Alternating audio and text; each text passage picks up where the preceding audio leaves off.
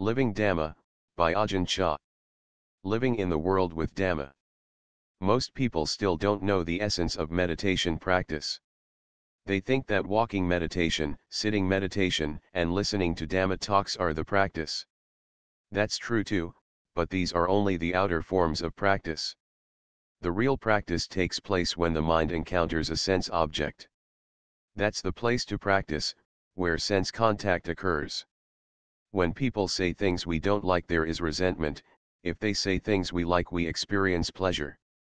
Now this is the place to practice. How are we going to practice with these things? This is the crucial point. If we just run around chasing after happiness and away from suffering all the time, we can practice until the day we die and never see the Dhamma. This is useless. When pleasure and pain arise, how are we going to use the Dhamma to be free of them? This is the point of practice. Usually when people encounter something disagreeable to them, they don't open up to it. Such as when people are criticized, "Don't bother me. Why blame me?" This is someone who's closed himself off. Right there is the place to practice. When people criticize us, we should listen.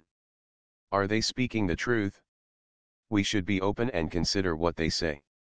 Maybe there is a point to what they say. Perhaps there is something blameworthy within us. They may be right, and yet we immediately take offense. If people point out our faults, we should strive to be rid of them and improve ourselves. This is how intelligent people will practice. Where there is confusion is where peace can arise. When confusion is penetrated with understanding, what remains is peace. Some people can't accept criticism, they're arrogant. Instead, they turn around and argue. This is especially so when adults deal with children. Actually, children may say some intelligent things sometimes, but if you happen to be their mother, for instance, you can't give in to them. If you are a teacher, your students may sometimes tell you something you didn't know, but because you are the teacher, you can't listen. This is not right thinking. In the Buddha's time, there was one disciple who was very astute. At one time, as the Buddha was expounding the Dhamma, he turned to this monk and asked, "Sariputta, do you believe this?" Venerable Sariputta replied, "No, I don't yet believe it." The Buddha praised his answer. "That's very good, Sariputta, you are one who is endowed with wisdom. One who is wise doesn't readily believe, he listens with an open mind and then weighs up the truth of that matter before believing or disbelieving." Now the Buddha here has set a fine example for a teacher. What Venerable Sariputta said was true, he simply spoke his true feelings. Some people would think that to say you didn't believe that teaching would be like questioning the teacher's authority. They'd be afraid to say such a thing. They'd just go ahead and agree.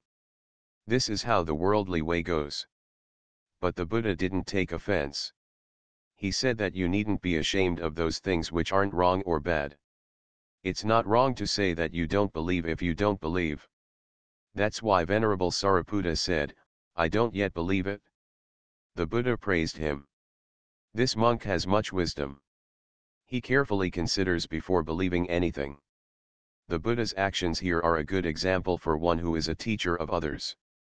Sometimes you can learn things even from small children. Don't cling blindly to positions of authority.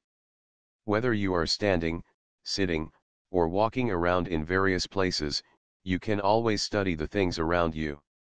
We study in the natural way, receptive to all things, be they sights, sounds, smells, tastes, feelings or thoughts. The wise person considers them all. In the real practice, we come to the point where there are no longer any concerns weighing on the mind. If we still don't know like and dislike as they arise, there is still some concern in our minds. If we know the truth of these things, we reflect, "Oh, there is nothing to this feeling of liking here. It's just a feeling that arises and passes away." Dislike is nothing more, just a feeling that arises and passes away. Why make anything out of them? If we think that pleasure and pain are personal possessions, then we're in for trouble. We never get beyond the point of having some concern or other in an endless chain. This is how things are for most people. But these days they don't often talk about the mind when teaching the Dhamma. they don't talk about the truth. If you talk the truth, people even take exception. They say things like, he doesn't know time and place, he doesn't know how to speak nicely. But people should listen to the truth. A true teacher doesn't just talk from memory, he speaks the truth. People in society usually speak from memory, he speaks the truth. People in the society usually speak from memory, and what's more, they usually speak in such a way as to exalt themselves. The true monk doesn't talk like that, he talks the truth, the way things are. No matter how much he explains the truth, it's difficult for people to understand. It's hard to understand the Dhamma. If you understand the Dhamma, you should practice accordingly. It may not be necessary to become a monk, although the monk's life is the ideal form for practice. To really practice, you have to forsake the confusion of the world, give up family and possessions, and take to the forests. These are the ideal places to practice. But if we still have family and responsibilities, how are we to practice? Some people say it's impossible to practice Dhamma as a layperson. Consider, which group is larger, monks or lay people? There are far more lay people. Now if only the monks practice and lay people don't, then that means there's going to be a lot of confusion. This is wrong understanding. I can't become a monk. Becoming a monk isn't the point. Being a monk doesn't mean anything if you don't practice. If you really understand the practice of Dhamma, then no matter what position or profession you hold in life, be it a teacher, doctor, civil servant, or whatever, you can practice the Dhamma every minute of the day. To think you can't practice as a layman is to lose track of the path completely. Why is it people can find the incentive to do other things? If they feel they are lacking something, they make an effort to obtain it. If there is sufficient desire, people can do anything. Some say, I haven't got time to practice the Dhamma. I say, then how come you've got time to breathe? Breathing is vital to people's lives. If they saw Dhamma practice as vital to their lives, they would see it as important as their breathing. The practice of Dhamma isn't something you have to go running around for or exhaust yourself over. Just look at the feelings which arise in your mind. When the eye sees form, ear hears sounds, nose smells odors, and so on, they all come to this one mind, the one who knows. Now when the mind perceives these things, what happens? If we like that object, we experience pleasure, if we dislike it, we experience displeasure. That's all there is to it. So where are you going to find happiness in this world? Do you expect everybody to say only pleasant things to you all your life? Is that possible? No, it's not. If it's not possible, then where are you going to go? The world is simply like this, we must know the world lokava to know the truth of this world. The world is something we should clearly understand. The Buddha lived in this world, he didn't live anywhere else. He experienced family life, but he saw its limitations and detached himself from them. Now how are you as lay people going to practice? If you want to practice, you must make an effort to follow the path. If you persevere with the practice, you too will see the limitations of this world and be able to let go. People who drink alcohol sometimes say, I just can't give it up. Why can't they give it up? Because they don't yet see the liability in it.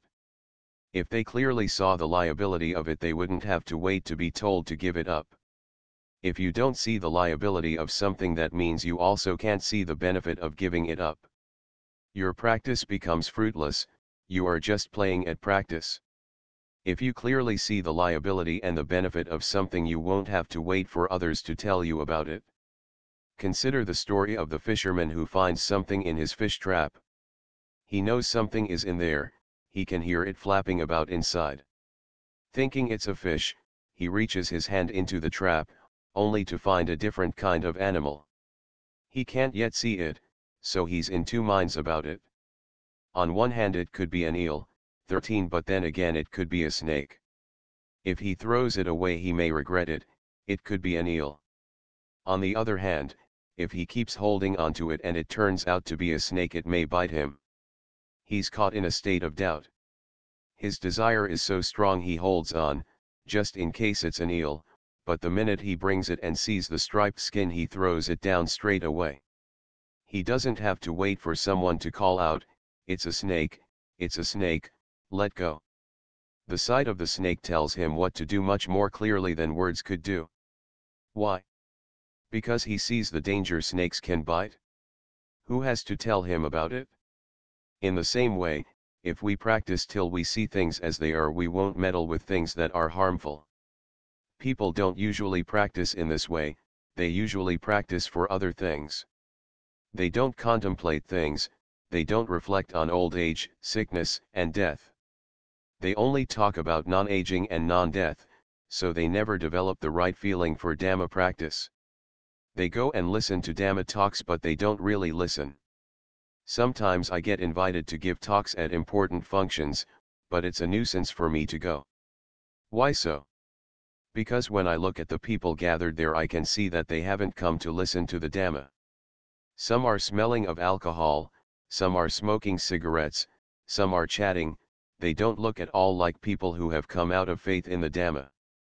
Giving talks at such places is of little fruit. People who are sunk in heedlessness tend to think things like, when he's ever going to stop talking? Can't do this, can't do that. And their minds just wander all over the place. Sometimes they even invite me to give a talk just for the sake of formality. "Please give us just a small Dhamma talk, Venerable Sir." They don't want me to talk too much, it might annoy them. As soon as I hear people say this, I know what they're about. These people don't like listening to Dhamma. It annoys them. If I just give a small talk, they won't understand. If you take only a little food, is it enough? Of course not. Sometimes I'm giving a talk, just warming up to the subject, and some drunkard will call out, "Okay, make way for the Venerable Sir, he's coming out now," trying to drive me away. If I meet this kind of person, I get a lot of food for reflection, I get an insight into human nature. It's like a person having a bottle full of water and then asking for more. There's nowhere to put it. It isn't worth the time and energy to teach them, because their minds are already full. Pour any more in and it just overflows uselessly. If their bottle was empty, there would be somewhere to put the water, and both the giver and the receiver would benefit. In this way, when people are really interested in Dhamma and sit quietly, listening carefully, I feel more inspired to teach. If people don't pay attention, it's just like the man with the bottle full of water, there's no room to put any more. It's hardly worth my while talking to them. In situations like this, I just don't get any energy arising to teach. You can't put much energy into giving when no one's putting much energy into receiving. These days giving talks tends to be like this, and it's getting worse all the time. People don't search for truth, they study simply to find the necessary knowledge to make a living, raise families, and look after themselves. They study for a livelihood. There may be some study of Dhamma, but not much. Students nowadays have much more knowledge than students of previous times. They have all the requisites at their disposal, everything is more convenient. But they also have a lot more confusion and suffering than before. Why is this? Because they only look for the kind of knowledge used to make a living. Even the monks are like this. Sometimes I hear them say, "I didn't become a monk to practice the Dhamma, I only ordained to study." These are the words of someone who has completely cut off the path of practice. There's no way ahead, it's a dead end. When these monks teach, it's only from memory. They may teach one thing, but their minds are in completely different place. Such teachings aren't true. This is how the world is. If you try to live simply, practicing the Dhamma and living peacefully, they say you are weird and antisocial. They say you're obstructing progress in society. They even intimidate you. Eventually you might even start to believe them and revert to the worldly ways, sinking deeper and deeper into the world until it's impossible to get out. Some people say, "I can't get out now, I've gone in too deeply." This is how society tends to be. It doesn't appreciate the value of Dhamma. The value of Dhamma isn't to be found in books. Those are just the external appearances of Dhamma, they're not the realization of Dhamma as a personal experience. If you realize the Dhamma, you realize your own mind, you see the truth there. When the truth becomes apparent, it cuts off the stream of delusion. The teaching of the Buddha is the unchanging truth, whether in the present or in any other time. The Buddha revealed this truth 2,500 years ago, and it's been the truth ever since. This teaching should not be added to or taken away from. The Buddha said, what the Tathagata has laid down should not be discarded, what has not been laid down by the Tathagata should not be added onto the teachings. He sealed off the teachings. Why did the Buddha seal them off? Because these teachings are the words of one who has no defilements. No matter how the world may change, these teachings are unaffected, they don't change with it. If something is wrong, even if people say it's right, doesn't make it any the less wrong. If something is right, it doesn't change any just because people say it's not. Generation after generation may come and go, but these things don't change, because these teachings are the truth. Now, who created this truth? The truth itself created the truth. Did the Buddha create it? No, he didn't. The Buddha only discovered the truth, the way things are, and then he set out to declare it. The truth is constantly true, whether a Buddha arises in the world or not. The Buddha only owns the Dhamma in this sense, he didn't actually create it. It's been here all the time.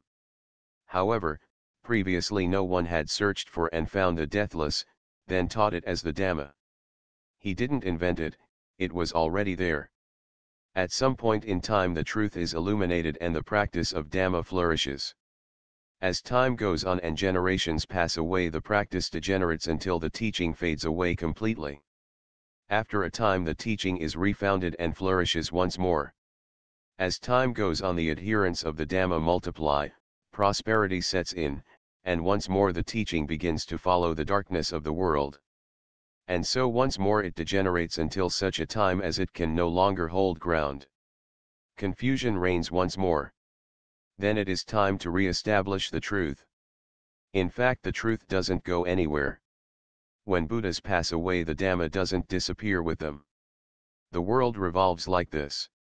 It's something like a mango tree. The tree matures, blossoms, and fruits appear and grow to ripeness. They become rotten and the seed goes back into the ground to become a new mango tree. The cycle starts once more. Eventually there are more ripe fruits which proceed to fall, rot, sink into the ground as seeds and grow once more into trees. This is how the world is. It doesn't go very far, it just revolves around the same old things. Our lives these days are the same. Today we are simply doing the same old things we've always done. People think too much. There are so many things for them to get interested in, but none of them leads to completion. There are the sciences like mathematics, physics, psychology, and so on. You can delve into any number of them, but you can only finalize things with the truth. Suppose there was a cart being pulled by an ox. The wheels aren't long, but the tracks are. As long as the ox pulls the cart, the tracks will follow. The wheels are round yet the tracks are long, the tracks are long yet the wheels are merely circles. Just looking at a stationary cart you can't see anything long about it, but once the ox starts moving you see the tracks stretching out behind you. As long as the ox pulls, the wheels keep on turning, but there comes a day when the ox tires and throws off its harness. The ox walks off and leaves the empty cart sitting there. The wheels no longer turn. In time the cart falls apart, its components go back into the four elements: earth, water, wind, and fire. Searching for peace within the world, you stretch the cart wheel tracks endlessly behind you. As long as you follow the world there is no stopping, no rest. If you simply stop following it, the cart comes to rest, the wheels no longer turn. Following the world turns the wheel ceaselessly. Creating bad karma is like this. As long as you follow the old ways there is no stopping. If you stop there is stopping. This is how we practice the Dhamma. Note 13. Considered a delicacy in some parts of Thailand.